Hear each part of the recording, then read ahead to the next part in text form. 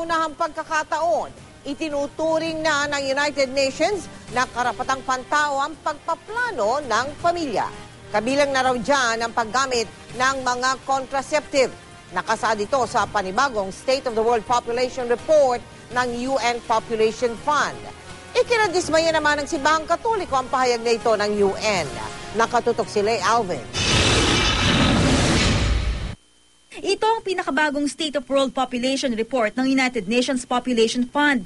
Pinamagatang by choice and not by chance. Sa kauna-unahang pagkakataon, tinawag dito ng United Nations na isang universal human right ang pagkaplano ng pamilya. Wala raw dapat balakid sa mga pamamaraan ng pagplano ng pamilya at sa pinakamataas na kalidad ng reproductive health, kabilang na ang access sa mga contraceptive. Idinetalye rin sa report ng UN Population Fund na hindi natutugunan ang pangangailangan sa family planning ng mahigit 220 milyong kababaihan sa mga developing country, kabilang ang Pilipinas. Lalo't marami ang walang access sa contraceptives. Family planning is a fundamental human right. For it to really be a right, they have to have access to the services. Unfortunately, the Philippines isn't faring that well. Ang pahayag na yan ng United Nations na taon sa gitna ng mainit na debate sa Pilipinas kaugnay sa Reproductive Health Bill na magbibigay opsyon sa mga mag-asawa ng mga paraan ng pagkaplano ng pamilya, kabilang na ang paggamit ng contraceptives.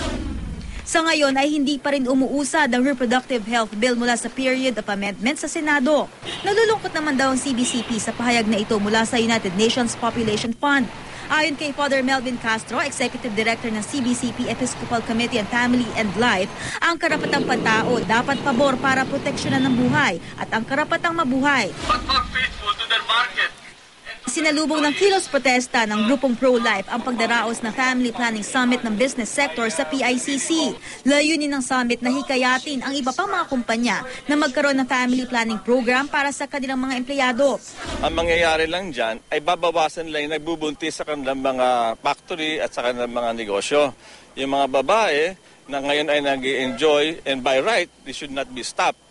The maternity and maternal benefits, ang mangyayari dyan ay papalitan nito ng RH services upang mabawasan ang gastos nila sa pagbubuntis at yung mga tinatawag na maternity leaves. Alinsunod sa Labor Code, ang mga employer na may mahigit 200 empleyado dapat ay mayroong libreng family planning program. Sa pagkaplano ng wasto ng pamilya, tumataas daw ang productivity ng mga empleyado at ng kumpanya. Ayon sa Employers Confederation of the Philippines o ECOP, may iwasan din ang mga unintended pregnancy. Pag mataas yung productivity, you have higher profits, no?